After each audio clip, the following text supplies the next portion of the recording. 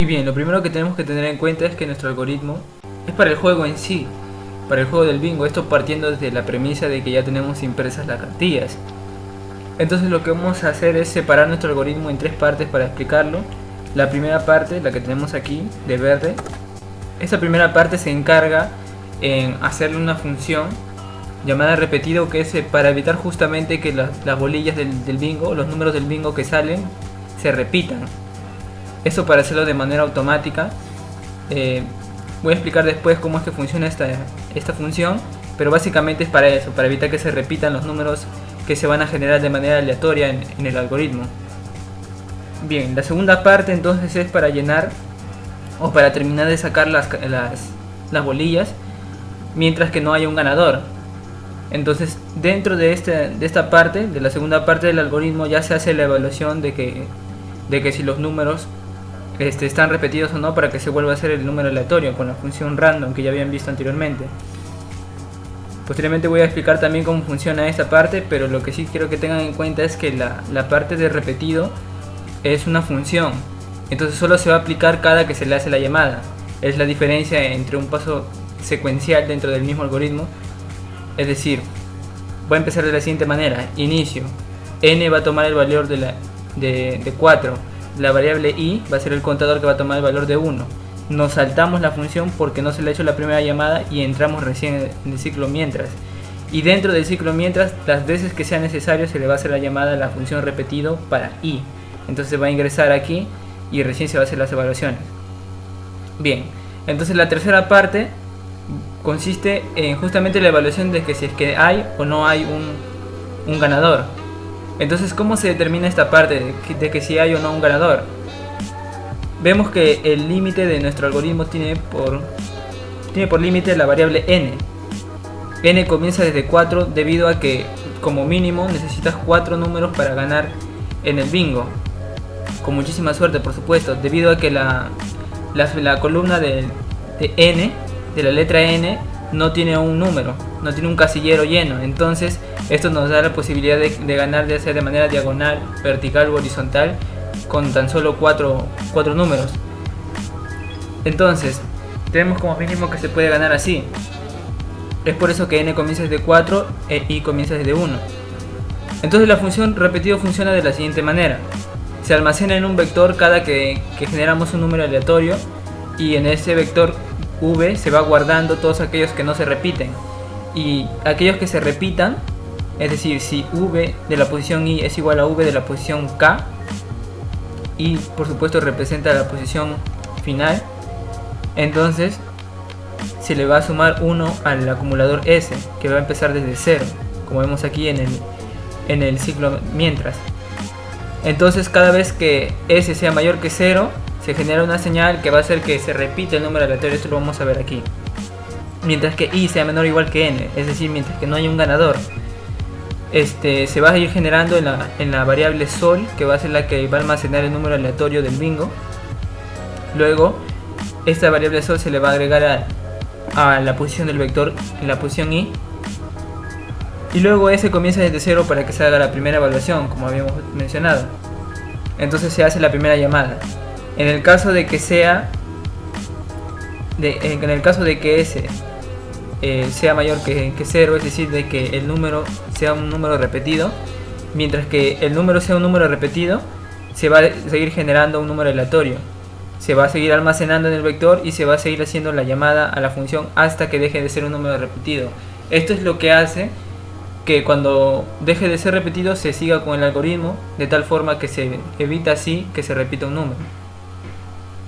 Entonces, una vez que ya estamos seguros de que el número no se ha repetido, simplemente le vamos a hacer el etiquetado de la impresión de los datos. Es decir, si es que es un número del 1 al 15, se va a decir B1, B15, B10, etc.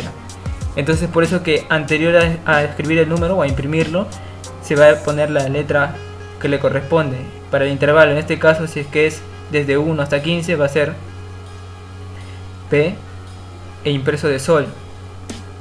Por supuesto tenemos en cuenta que la función random la tenemos del 1 al 75 y con números enteros. Entonces de la misma forma aquí igual, para el siguiente intervalo de 15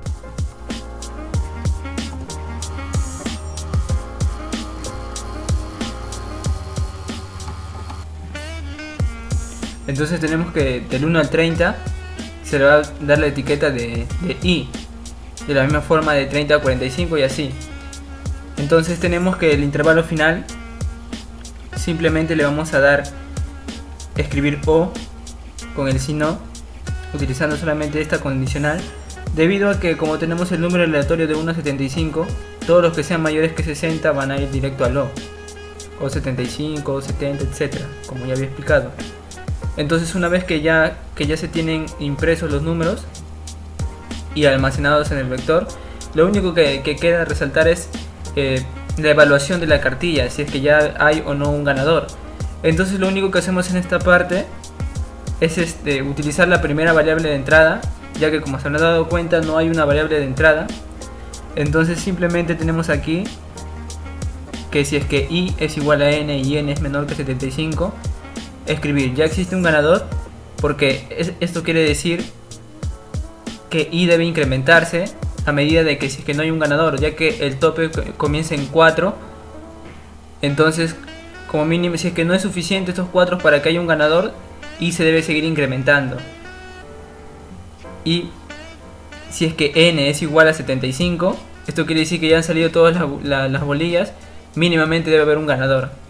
Entonces se escribe, si es que ya hay un ganador, se lee la respuesta, la variable de entrada, y si es que la respuesta es igual a sí, se sale de la condicional y se sale del ciclo, y hasta ahí acaba el algoritmo. Pero de lo contrario, n se sigue incrementando en 1 y de igual forma i se sigue incrementando también para acabar con el ciclo. Bien, ahora vamos a ver la comprobación en lenguaje de Perl.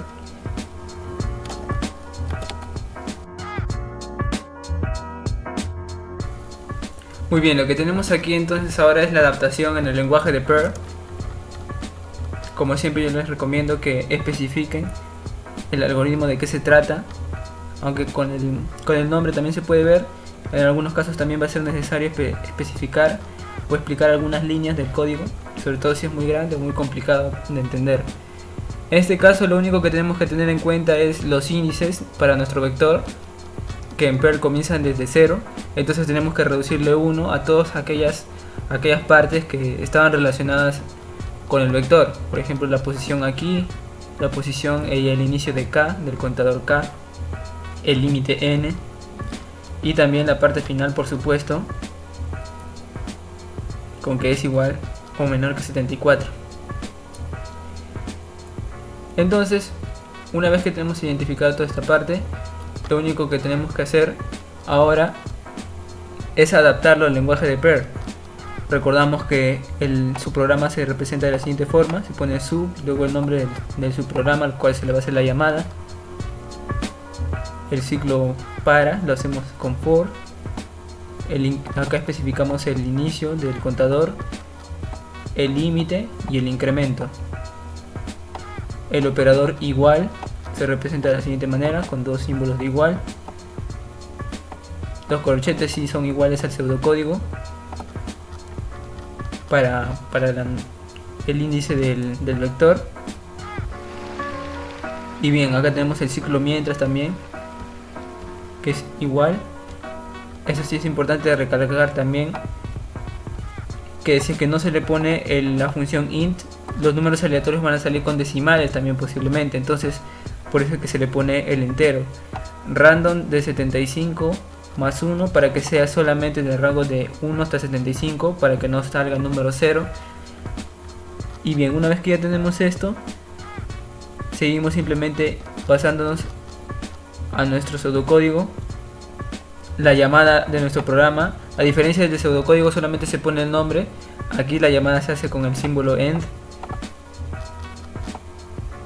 y se pone entre paréntesis la variable que entra o que va a entrar dentro de nuestra función, de nuestro subprograma, y luego el resto simplemente se hace similar a como ya les había mencionado, recordando el lenguaje de Perl. Ahora para el etiquetado también se puede hacer todo junto, poniendo la b, luego el nombre de la variable. Se le puede poner así porque al momento de imprimir, cuando está entre comillas, como les había mencionado en otro video, simplemente se reemplaza, los que son variables se reemplazan por su valor. Entonces, por ejemplo, si decimos que sol En este caso va a valer 4, va a ser B4 de slash invertido N para que salte de línea, para que el número que sigue se imprima en la siguiente línea, no se impriman todos apegados, por eso el slash N. Else if, para simplificar el si no si que vimos en el pseudocódigo, y aquí el operador i se representa por doble end. Tenemos que poner entre paréntesis y hacemos de la misma forma el etiquetado para el resto de intervalos. Y luego simplemente hacemos acá la parte final, la de explicar si es que existe o no un ganador.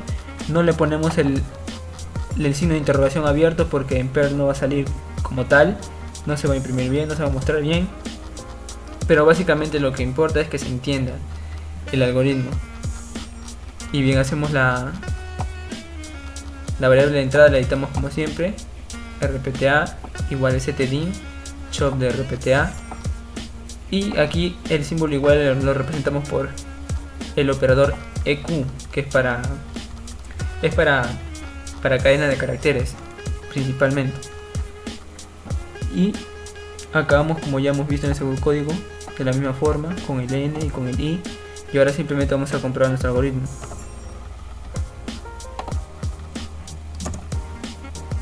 Hacemos la redirección de los datos.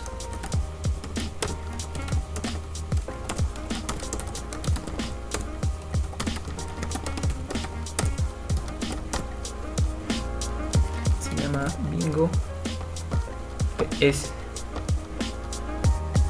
Bingo ps. .pl. Y aquí los primeros números, si es que con estos 4 primeros, obviamente como solamente hay un B y un I, no sería suficiente con estos 4 para que haya un ganador, entonces ponemos no. Ahora salió el G53, ponemos no. Ya, ahora vamos a suponer que con este O, este G, este B que nos ha salido y uno de los I es suficiente para ganar, entonces escribimos sí.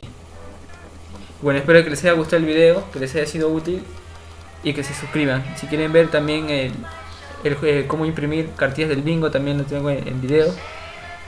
Pueden checar ahí los videos también. Gracias.